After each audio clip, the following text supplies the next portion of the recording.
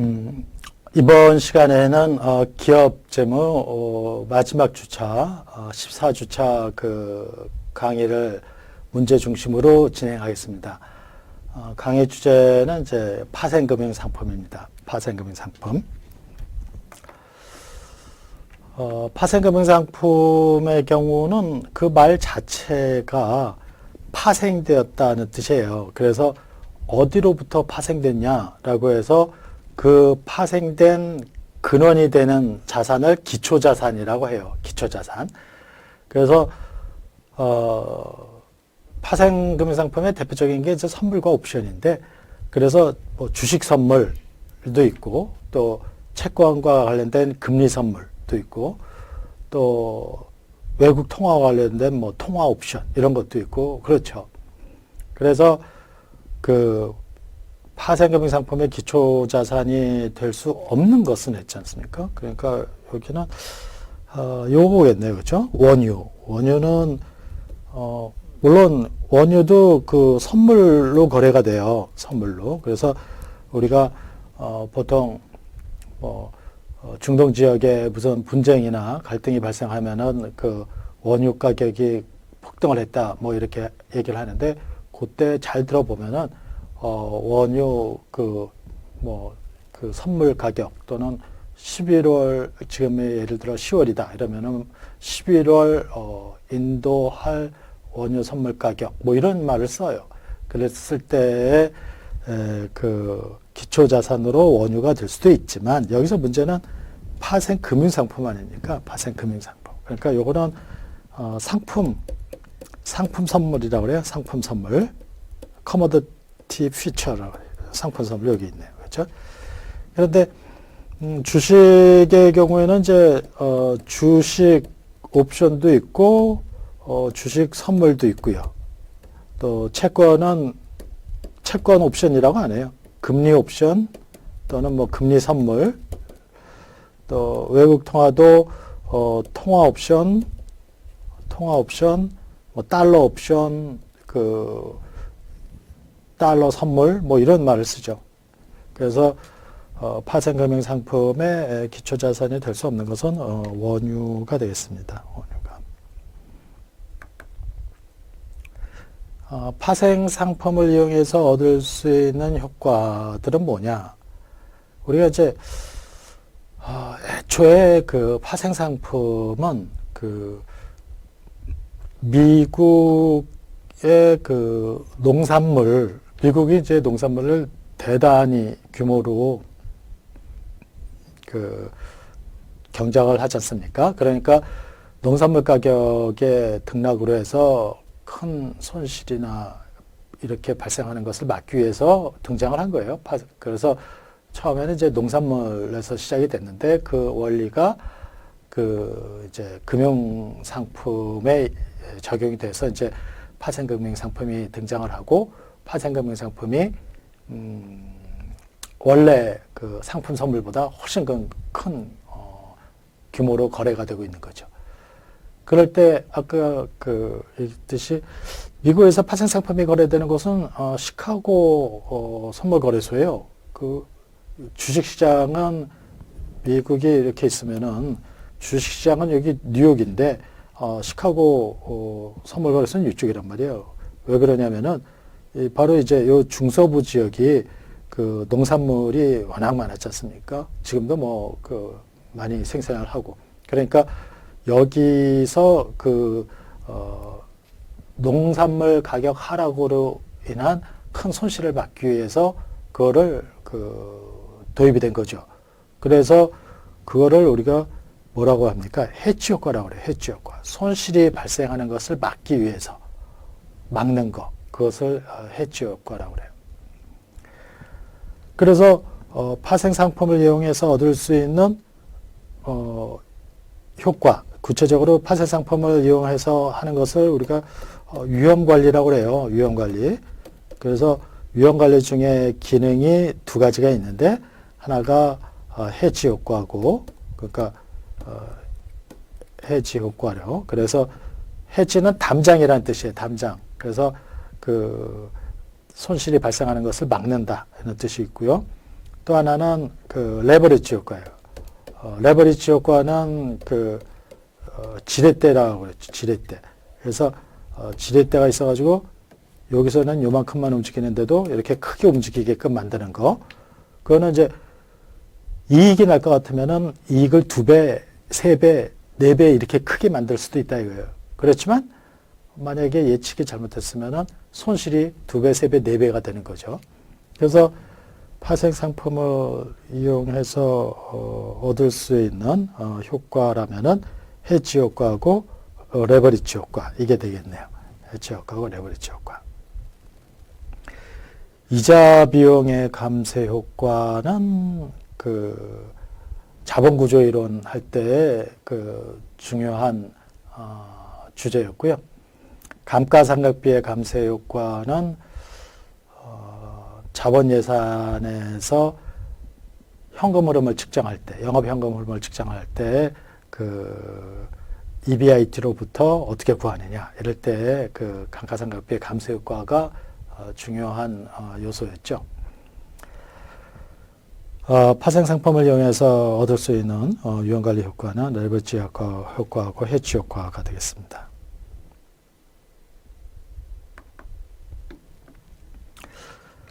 다음 중 우리나라에 도입되어 있지 않은 옵션이 뭐냐 이거예요. 우리나라에도 이제 옵션이 도입되지가 뭐 거의 20년 됐는데 지금 현재로 도입된 것은 콜 옵션, 그리고 풋 옵션, 그리고 유럽형 옵션 여기까지입니다. 여기까지. 그러면은 콜 옵션과 유럽형 옵션, 미국형 옵션은 어떻게 나누냐? 콜 옵션은 살 수 있는 옵션이에요. 어떤 주식을 살 수 있는 옵션. 이게 살 수 있는 권리. 그리고 풋 옵션은 팔 수 있는 권리예요. 팔 수 있는 권리. 그러니까 콜 옵션은 뭔가를 살 수 있는 거고 풋 옵션은 뭔가를 팔 수 있는 거예요. 얼마에 팔 수 있다. 얼마에 살 수 있다. 이런 거죠. 유럽형 옵션은 만기에서 옵션을 행사하는 거. 그래서 뭐 만기가 1년이다. 그럼 1년 후에 가서만 행사할 수 있는 거예요. 뭐 만기가 3개월이다. 그럼 3개월 후에만 가서 쓸 수 있는 거예요. 그런데 미국형 옵션은 만기 이전에 아무 때나 만기 되기 전에 아무 때나 그 자기가 유리하면은 행사하는 겁니다. 아무래도 이제 우리가 그 공부를 할 때는 만기의 행사는 유럽형 옵션이 조금 더 쉬워요. 미국형 옵션도 그 유럽형 옵션에서 확장되기는 거긴 한데 조금 더 어렵습니다. 그래서 지금 뭐 그런 어렵고 쉬운 걸 떠나서 일단 우리나라에 도입되어 있는 거는 요까지입니다. 요까지. 미국형 옵션은 없어요.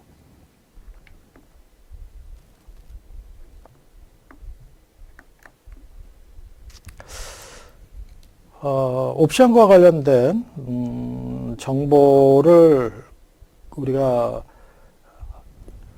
어떤 정보가 필요한가, 어떤 정보가 어떤 결정에 필요한가, 뭐 이런 거를 알아야 되니까 옵션과 관련돼서 그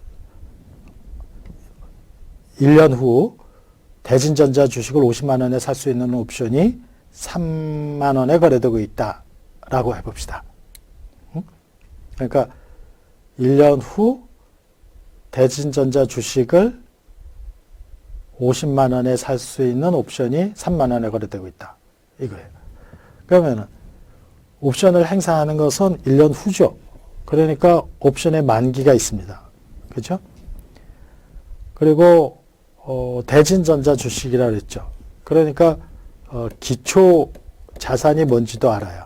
기초 자산 뭔지도 알아요. 그리고 그것을 1년 후에 가서 50만 원에 살 수 있다고 그랬잖아요. 그 50만 원인 것을 50만 원에 산다는 것은 50만 원의 권리를 행사한다는 거예요. 그래서 이거를 50만 원을 행사가격이라고 해요. 행사가격. 이렇게 살 수 있는 옵션은 이제 콜옵션이라고 하죠. 그러니까 옵션의 종류도 있습니다. 또 이 옵션이 3만 원에 거래되고 있대요. 그러니까 옵션은 그 자기가 유리할 때에 행사할 수 있는 권리이기 때문에 경제적 가치가 있어요. 그러니까 이것은 돈을 주고 사야 돼요. 그것이 시장에서 얼마에 거래되고 있냐면은 3만 원에 거래되고 있대요. 그러니까 옵션의 현재 가격이 3만 원이라는 거죠. 옵션의 3만 원. 50만 원은 옵션을 행사하는 데 적용되는 가격. 그리고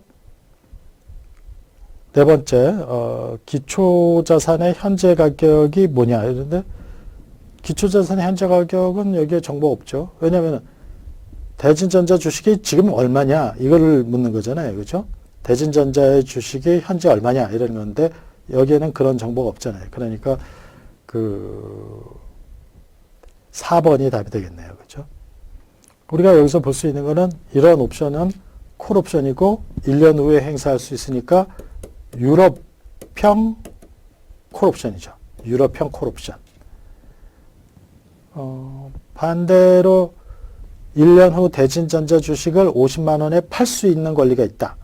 그러면은 이 사람은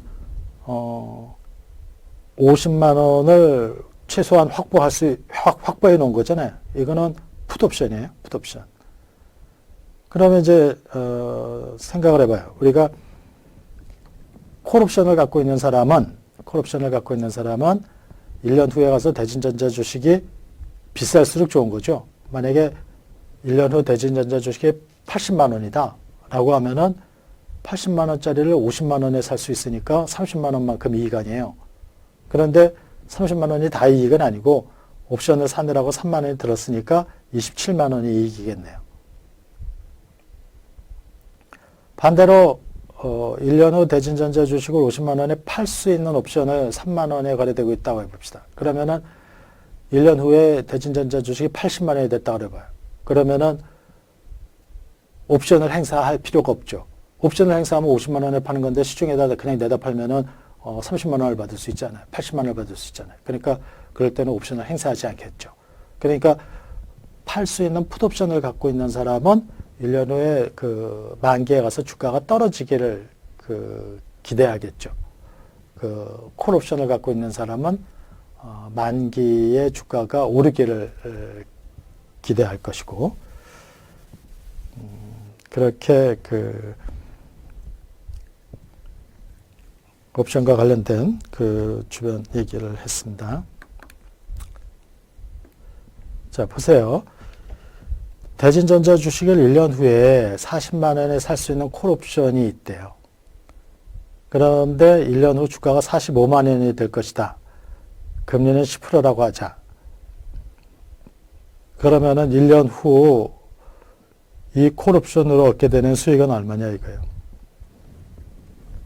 콜옵션은 콜의 만기 가치는 이렇게 표시해요.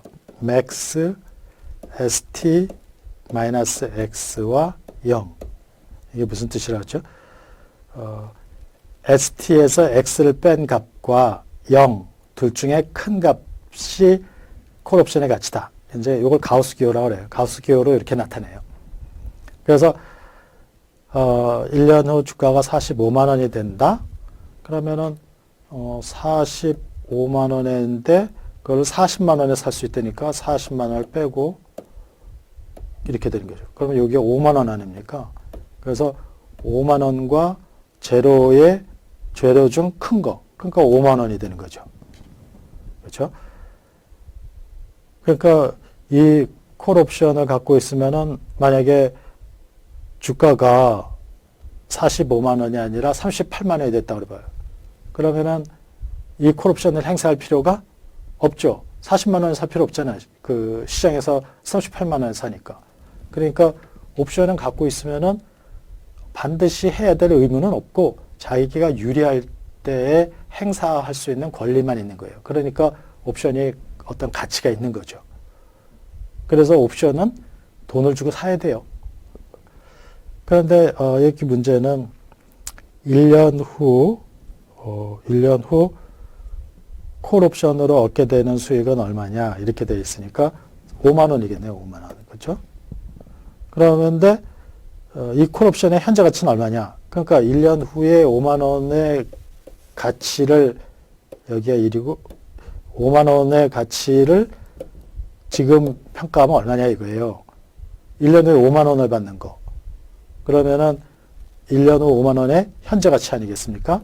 그러니까 5만 원을 할인율이 지금 여기 금리가 주어져 있죠. 할인율을. 그러니까 10%로 그러니까 1 플러스 0.1 이렇게 현재 가치를 구하면은 4만 5천 몇백 원, 4만 5천 453 뭐 이렇게 45454 이렇게 나갈 것 같은데 4만 5천 400원이 된다는 겁니다. 그래서 이런 식으로 옵션의 가격을 구하는 것을 현재 가치를 구하는 것을 확실성 모형이라고 그래요. 확실성 모형은 이 옵션이 어떤 가치를 갖는 이유는 1년 후에 그 옵션의 그러니까 기초자산의 가격이 얼마가 될지 모르기 때문에 가치가 있는 거죠. 만약에 1년 후 주가가 38만 원이다. 그걸 알 수 있으면 이 옵션을 못하러 사겠어요. 안 사죠. 38만 원이 될 수도 있지만 45만 원이 될 수도 있어요. 그러니까 이익을 낼 수도 있으니까 그것을 그렇지만 38만 원이 돼서 손해가 발생할 때는 권리를 행사 안 하면 되니까 그 이익이 날 때만 행사를 해서 이익을 취할 수 있으니까 그 옵션이 경제적 가치가 있는 거고 그런데 여기에서는 1년 후 주가가 45만 원이라고 될 것이다 했으니까 이렇게 1년 후에 가서 45만 원이 되면은 권리를 행사해서 45만 원짜리를 40만 원에 살 테니까 5만 원의 이익을 볼 것이고 그 5만 원은 현재 시점으로 보면 4만 5,400원이다 이거예요. 그래서 4만 5,400원이 바로 이 옵션의 가격이다. 콜옵션의 가격이다. 이렇게 얘기하는 거죠. 이렇게 1년 후에 주가가 45만 원이 될 것이다. 라고 얘기하는 것이 바로 이제 확실성 모형이라는 거예요. 확실성 모형. 근데 현실적으로 1년 후에 45만 원이 될 것이다. 누가 알겠습니까? 모르죠. 그래서 그 확실성 모형은 이렇게 미래의 만기 수익을 현재 가치로 계산해서 콜옵션의 가격을 구한다라는 기본 원리만 제공하는 거지 실제로는 이 방법을 쓸 수 있는 상황은 거의 없습니다. 왜? 1년 후에 주가를 어떻게 확실한 금액으로 알겠어요. 그래서 확실성 모형은 내용은 쉬운데 난이도가 쉬운데 현실성이 없어요. 현실성이 없어요. 그래서 확실성 모형은 내용이 쉽고 현실성은 없어요. 이항분포 모형은 주가가 오르거나 내리거나 이렇게 된다는 거예요. 그러니까 여기서 오르거나 내리거나 여기서 또 오르거나 내리거나 오르거나 내리거나 오르거나 내리거나 오르거나 내리거나 이런 식으로 움직인다는 거예요. 주가가. 그런데 이렇게 확실성 모형보다 훨씬 현실적이죠. 오를 수도 있고 내릴 수도 있고 이럴 테니까. 그러니까 현실적이긴 한데 내용은 이제 조금 더 어려워집니다. 내용은 조금 어려워져요. 그런데 생각해 보면은 주가가 오르고 내릴 때에 많이 오를 수도 있고 적게 오를 수도 있는데 이항분포 모형은 오르는 폭이 정해져 있고 내리는 폭도 정해져 있어서 그것이 계속 반복된다고 가정을 하는 거예요. 그러니까 이것도 조금 비현실적이죠. 그래서 이항분포 모형은 내용은 조금 어려워지지만 약간 현실적으로 가까워졌어요. 가장 이제 현실적인 모형은 바로 이제 블랙쇼즈 모형이에요. 블랙쇼즈 모형은 블랙이라는 사람과 숄즈라는 사람이 둘이서 같이 만든 모형이라고 해서 블랙 숄즈 모형이라고 합니다. 그래서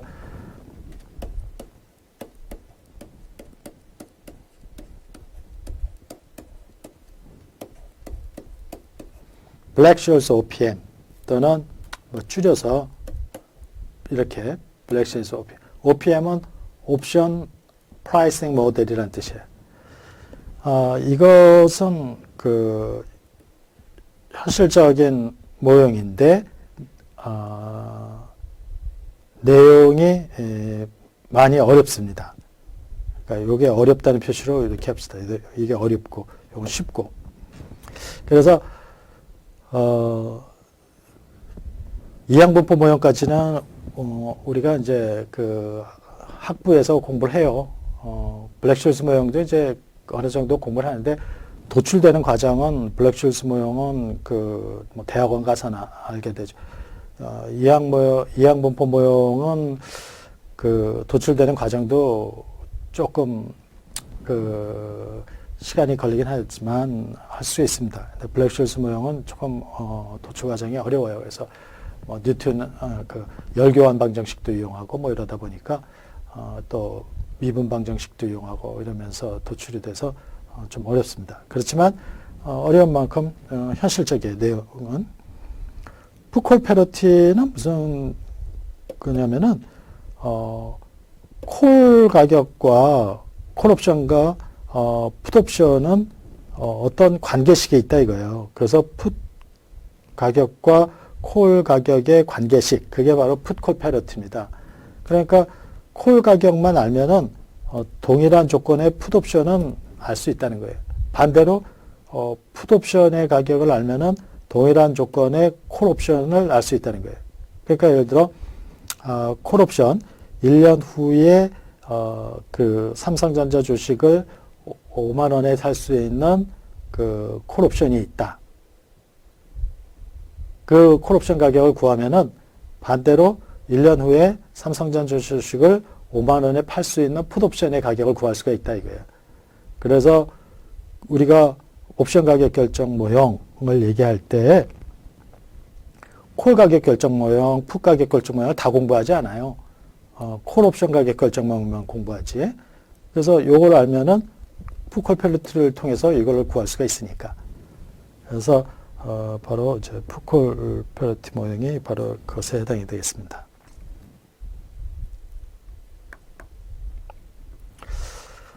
이제 그 옵션 모형을 적용해서 평가하기 어려운 거, 이걸 물어봤는데, 요 옵션 가격 결정 모형이라는 게 바로 OPM이에요, OPM. 첫 번째, 그 스톡 옵션. 우리가 그 이제 기업의 자본 조달할 때 그 강의를 하면서, 그때 기업이 그 자본을 조달하는 방법이 전통적으로는 주식과 채권이지만 최근에는 이제 하이브리드 증권이라고 해서 좀 두 가지 이상의 성격을 함께 갖고 있는 것들이 등장을 했다. 뭐 이러면서 이제 전환사채, 신준수권부사채 이런 얘기도 했죠. 스톡 옵션도 그때 얘기를 했던 것 같은데, 스톡 옵션은 어떤 경영자가 그 나중에 일정한 가격에 그 회사 주식을 살 수 있는 옵션이에요. 그러니까 내가 그 대진전자 CEO 또는 대진전자의 그 직원이에요. 그럴 때 대진전자 주식을 1년 후에 40만 원에 살 수 있는 옵션을 갖고 있다고 하면은 내가 열심히 일을 해가지고 그 회사의 주식을 40만 원 이상이 되도록 50만 원, 60만 원, 70만 원 이렇게 되도록 그 해야 나도 그 50만 원짜리를 40만 원에 살 수 있고 60만 원짜리 40만 원에 살 수 있고 이런 식으로 이익을 많이 낼 수가 있지 않습니까? 그런 게 이제 스톡 옵션이죠. 아까 스톡 옵션은 그 가치가 얼마냐? 바로 옵션 프라이싱 모델을 이용해서 평가를 합니다.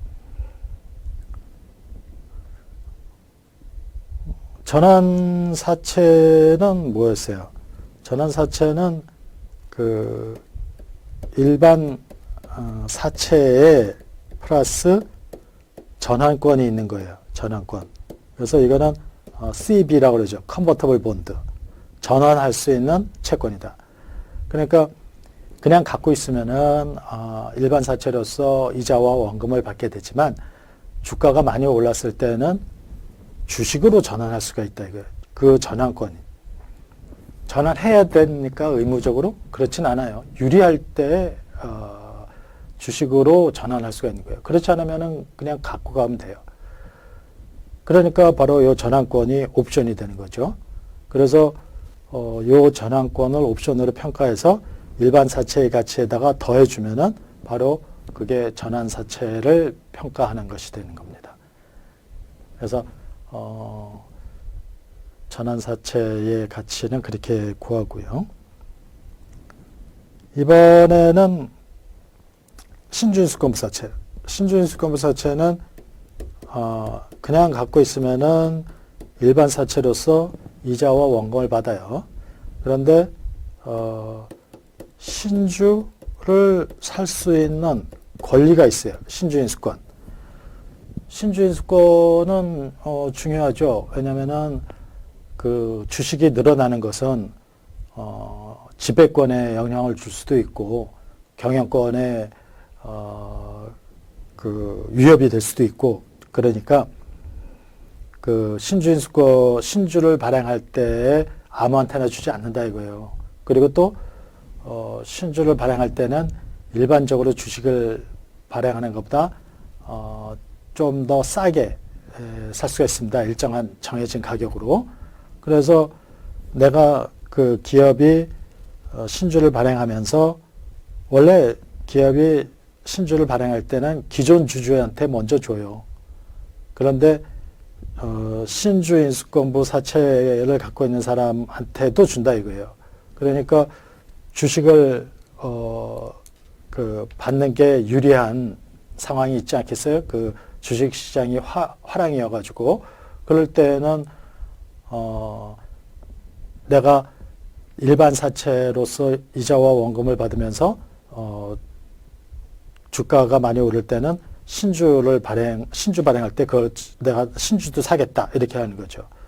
그래서 요거는 Bond with Warrant라고 해서 BW라고 합니다. BW.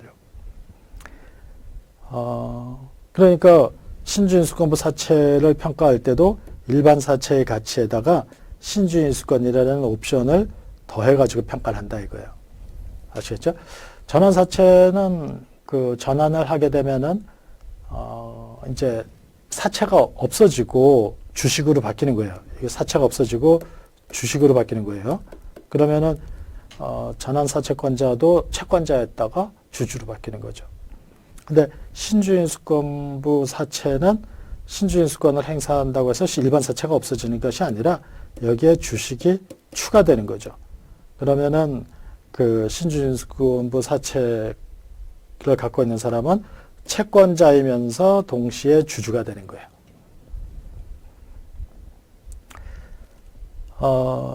OPM을 적용해서 평가하기 어려운 것이라고 했죠. 네 번째, 금융선물이네요.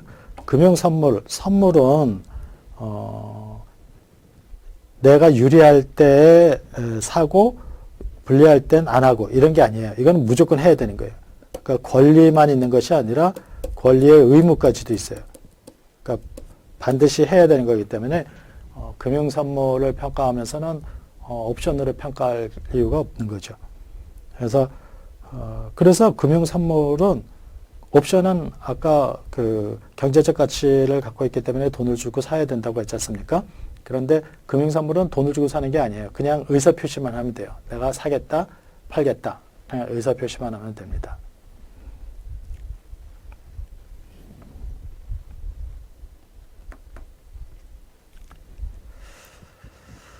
자, 8번째 문제를 볼까요?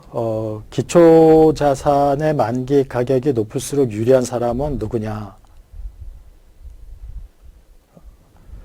한번 보시죠. 선물 매입자, 선물이라는 게 뭐냐? 어떤 거냐? 이것은 나중에 내가 얼마에 사겠다고 지금 미리 약속을 하는 겁니다. 그러니까 그 배추 얘기를 했었는데 내가 지금이 3월인데 12월에 배추를 김장 담그려고 필요로 해요.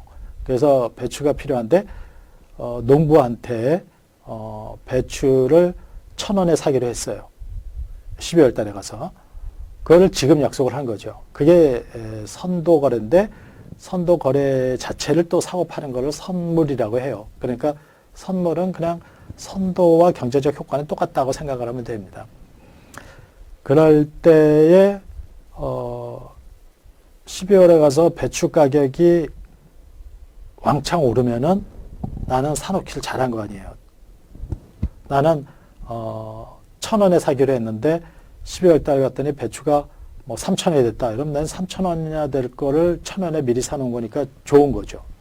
그러니까 선물 매입자는 기초 자산의 만기 가격이 높을수록 좋네요. 근데 풋옵션 매입자는 기초 자산의 가격이 높으면은 풋옵션을 행사할 필요가 없잖아요. 그냥 팔면 되지 그 옵션을 정해서 팔 필요가 없잖아요. 그러니까 풋옵션 매입자는 별로 좋을 것 같지가 않네요. 풋옵션 매입한 사람은 오히려 기초 자산의 가격이 떨어지는 것이 좋겠죠. 그래야 시장에서는 싼 가격에 거래되고 있지만 나는 비싼 가격에 팔 수 있으니까 풋옵션 매입한 사람은 기초 자산의 만기 가격이 떨어질수록 좋겠네요. 콜옵션 매입한 사람은 얼마에 사기로 살 수 있는 옵션을 갖고 있으니까 배추가 12월 달 가서 3,000원이 됐다. 근데 나는 이걸 1,000원에 살 수 있는 옵션을 갖고 있다. 그러면은 3,000원짜리를 1,000원에 사니까 2,000원만큼 이익을 보는 거죠. 아까 선물 매입한 사람도 그렇죠. 선물 매입한 사람도 1,000원에 배추를 사기로 선물 거래를 했으면은 3,000원이 돼도 1,000원에 사는 거니까 2,000원 이익을 보죠. 그러면은 답은 결국 콜옵션 매입한 사람하고 선물을 매입한 사람이 되겠네요. 그러면 두 사람의 이익이 다 똑같을까? 한번 생각해 보세요. 그러니까 콜옵션을 매입한 사람과 선물을 매입한 사람. 예를 들어 그 배추를 사기로 한 옵션이 있어요.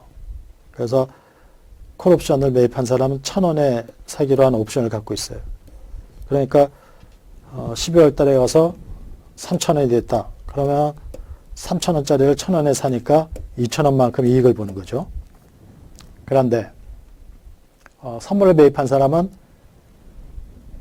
무조건 사야 돼요. 4,000원에. 그런데 다행히 이때 3,000원이 됐어요. 그러면은 2,000원만큼 이익이 나는 거죠. 똑같은 것 같아도 실제로 똑같지 않죠. 왜냐하면 요건 콜옵션 매입한 사람이고 요거는 퓨처스를 매입한 사람이에요. 그랬을 때 2,000원의 이익을 보는 콜옵션 매입자는 콜옵션 사느라고 돈이 나갔잖아요. 그러니까 콜옵션 사느라고 예를 들어 500원을 썼다 이거예요. 그러면 이 사람은 이익이 1,500원인 거죠. 그러니까 만약에 똑같은 조건이라면은 선물 매입한 사람이 이익이 더 많죠. 왜냐면은 선물은 그냥 의사표시로만 거래가 이루어진다고요. 그런데 옵션을 사는 거는 이렇게 옵션 구입 대금을 지불해야 되기 때문에 그만큼 손실이 발생할 수 있는 겁니다.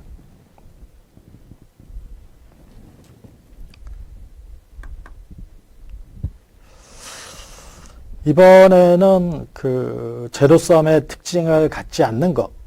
이게 제로섬이라는 건 뭐냐면은 거래 당사자가 두 명 있어요. A와 B가 있는데 A가 100원 이익이면은 이 사람은 100원 손실이고 A가 20원 손실이면은 이 사람은 20원 이익이고 그래서 이 두 개를 합치면 항상 제로가 된다 이거예요. 그래서 이런 제로섬의 특징 이런 제로섬의 특징이라고 그래요. 대부분 이제 그런 경우가 많죠. 내가 어떤 사람한테 뭐를 팔았는데 팔고 난 다음에 가격이 오르면은 나는 손해잖아요. 그런데 저 사람은 이익이고. 근데 팔고 났는데 가격이 떨어진다. 그럼 나는 저 사람은 손실이지만 나는 비싼 가격에 팔았으니까 이익이잖아요. 이런 식으로 그 제로섬의 그 경우가 많죠. 그런데 여기서는 1, 2, 3, 4의 제로섬이 아닌 게 뭐냐 이거예요. 그러니까 똑같은 거를 한 사람이 매입하고 한 사람이 매도했으면 제로섬이 돼요. 그러니까 선물을 매입한 사람과 선물을 매도한 사람이 있다. 그러면 이 제로섬이죠. 콜옵션을 매입한 사람이 있고 콜옵션을 매도한 사람이 있다. 제로섬이에요. 풋옵션을 매입한 사람과 콜옵션을 매도한 사람이 있다.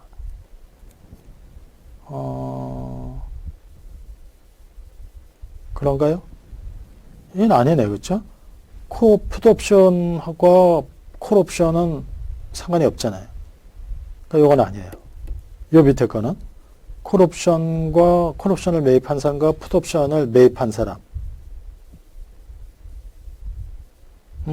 이것도 아니네요. 그렇죠? 콜옵션하고 풋옵션이잖아요. 이거 풋옵션, 콜옵션이고. 그러니까 3번, 4번 두 개가 아니네요. 그렇죠?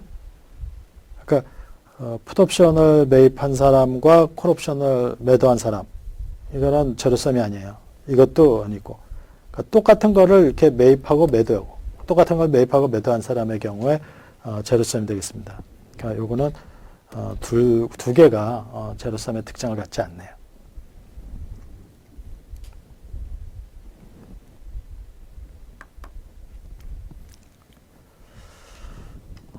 우리가 이제 그 선물 가격은 어떻게 구하느냐는 것을 그 선물 가격 결정 모형이라고 하는데, 우리가 선물 가격은 여기 이제 퓨처의 가격은 현물 가격 S로 표시합니다. 에다가 보유 비용을 더해서 만들어진다고 해요. 그러니까 이게 선물 가격이고 이게 현물 가격이에요.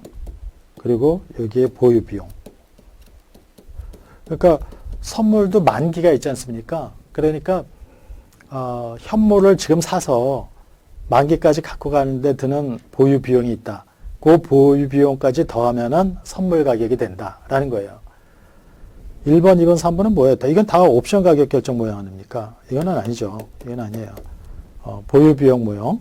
보유 비용 모형은 선물 가격의 결정 모형인데, 그것은 바로 이런 식에 의해서 그 결정이 된다 이거예요. 그러니까 이 식은 뭘 얘기냐면은 예를 들어서 지금 배추가 800원입니다. 그런데 내가 지금 배추를 사서 12월까지 갖고 가는데 200원이 든다. 그러면은 12월 달 만기가 되는 선물 가격은 1,000원이다. 라고 얘기를 하는 거예요. 그것이 바로 보유 비용 모형이에요. 보유 비용 모형.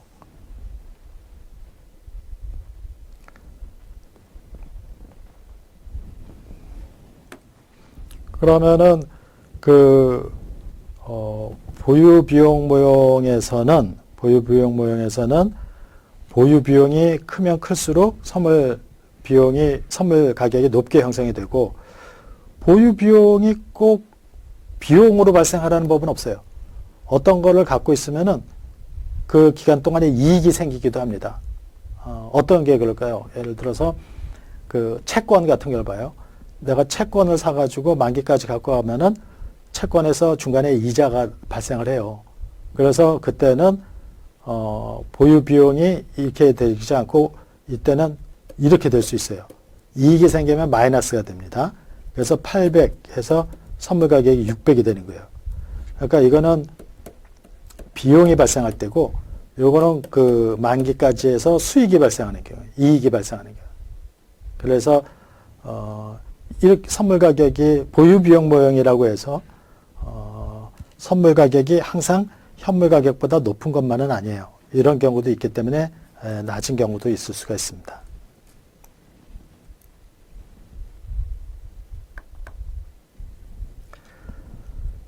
바로 이제 여기서 그거를 물어보는 겁니다. 선물 만기까지 보유하는데 보유에 따른 수익이 발생하면 어떻게 되냐 이거예요. 그래서 아까 얘기했듯이 선물 가격은 현물 가격에다가 보유 비용을 더하는 거다라고 했죠. 그래서 현재 배추가 800원인데 그 12월까지 갖고 왔는데 200원의 보유 비용이 든다. 그러면은 12월 만기가 되는 선물 가격이 1,000원이다. 이렇게 되는 거예요. 이렇게 이제 선물 가격이 요 현물 가격보다 높게 형성되는 것을 컨탱고라고 그래요. 컨탱고. 그러니까 이 컨탱고는 왜 컨탱고냐? 이게 그 선물에서 쓰는 전문 용어예요. 선물 시장에서 쓰는. 그리고 아까 800원인데 여기서 요거는 이제 비용이 발생한 거고 있고 여기 수익이 발생해서 200이 되면은 여기가 600이 된다 그랬죠. 이처럼 이것보다 현물 가격이 오히려 이것보다 선물 가격이 현물 가격보다 더 낮아. 이거는 백워데이션이라고 해요. 백워데이션. 그래서 백워데이션의 경우에는 그 선물 가격이 현물 가격보다 낮게 나타납니다. 3번은 콘탱고와 백워데이션이 둘 다 나타날 수 있다. 둘 다 나타나지 않는다. 이랬는데 백워데이션입니다.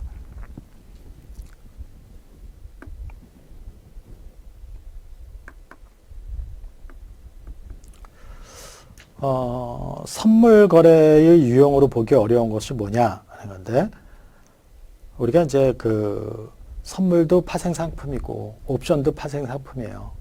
그런데 왜 그런 파생 상품이 이렇게 그 중요한 상품으로 자리를 잡았냐? 전통적으로 갔던 그 금융 상품들의 기능과 다른 새로운 그 형태의 그 기능을 가져다 주기 때문에 그런 거죠. 이제 워렌 버핏 같은 사람들은 이제 이런 파생 금융 상품을 굉장히 안 좋게 봅니다. 그래서 그 가격 변동을 통해서 지나치게 실물 시장에 그 영향을 주고 또 많은 사람들의 그게 손실을 발생시킨다고 해서 그래서 실제로 2008년 금융위기도 파생 상품에서 비롯됐고 또 우리은행 하나은행에서 DLF인가를 파생 상품을 팔아가지고 그 은행 고객들이 100% 원금을 다 날리고 이런 일들이 생겼는데 그런 것들이 다 파생 상품 때문에 비롯돼서 그렇다고 해가지고 워렌 버핏 같은 경우는 파생 금융 상품을 대량 살상 무기와 같다고 아주 안 좋게 얘기를 하죠. 그런데 그 거래의 유형을 보면은 그거는 그 레버리지 기능 우리가 파생 상품에 이제 두 가지 기능이 있다 그랬죠. 레버리지 기능하고 해지 기능이 있다 그랬잖아요. 그때 그 레버리지 기능 때문에 그렇습니다. 그러니까 사람들이 파생 상품을 굉장히 그 투기적으로 이용을 하는 거죠. 그러니까 이익을 많이 내기 위해서 어떤 조치를 취하는데 실제로 나타난 상황은 그와 다르게 나타날 수도 있고 이래가지고 투기적인 그런 기능을 가지고 보다 보니까 파생 상품을 나쁘게 보는 거예요. 그런데 해지 거래 같은 경우, 해지 기능을 갖는 경우에는 굉장히 기업이 다른 금융 변수에 의해서 영향을 받지 않고 안정적으로 경영 활동을 할 수 있기 때문에 해지 거래 같은 경우는 좋은 기능이죠. 그러니까 좋은 기능, 그러니까 뭐 칼도 마찬가지 아닙니까? 칼도 음식도 해 먹고 뭐 여러 가지 좋은 일에 쓸 수도 있지만 수술용 칼 같은 경우는 사람도 살리고 그러잖아요. 그런데 그게 또 범죄에도 이용이 될 수 있고 살인의 수단으로 이용이 될 수도 있고 이러니까 나쁜 거죠. 파생 금융 상품도 마찬가지입니다. 그래서 또 아까 얘기했던 그 옵션 가격 결정 모형이나 보유 비용 모형을 통해서 옵션 가격과 선물 가격을 결정했을 때 그 가격이 내재 가치가 되는데 시장에서는 그 가치와 다를 수도 있잖아요. 그럴 때는 차익 거래를, 이거는 아비트리지라고 그래요. 이 차익 거래를 통해서 안정적인 이익을 얻을 수도 있어요. 그런데 사람들이 이런 기능보다는 한 방에 크게 먹으려고 하는 그런 탐욕 때문에 투기 거래, 레버리지 효과를 노리고 투기 거래를 많이 해서 그렇죠. 그래서 선물 거래의 유형은 이런 세 가지, 차익 거래, 해지 거래, 투기 거래, 이렇게 세 개로 나눠서 봅니다. 그 장외 거래는 이거는 이 공인된 거래소에서 거래될 때는 장내 거래라고 하고, 그 공인된 거래소가 아닌 데서 거래를 하는 것은 장외 거래라고 하죠. 그래서 장외 거래는 OTC라고도 하는데, over the counter market. 그래서 over the counter 마켓. 그래서 장외 시장이라고 그러죠. 장외 시장. 선물은 그 옵션과 마찬가지로 이 대표적인 선물이 이제 그 대표적인 파생 금융 상품이 옵션과 선물이 있어요. 이 선물은 다 이제 그 공인된 거래소에서 이루어지는 그 장내 거래죠. 그런데 선도 거래나 또 수합이라는 것이 있는데, 이것도 수합도 그 자체가 파생금융 상품은 아니지만 그 파생금융 상품에서 함께 다룹니다. 이것은 주로 그 장외 거래로 이루어지죠. 그래서 12번의 그 답은 장외 거래가 아닌 것으로 그렇게 되겠습니다. 자, 지금까지 한 것으로 그 파생금융 상품에 대한 그 문제 중심 강의를 마치고 전체적인 이번 학기 과목 전체를 다 마치도록 하겠습니다. 자, 그동안 수고하셨습니다.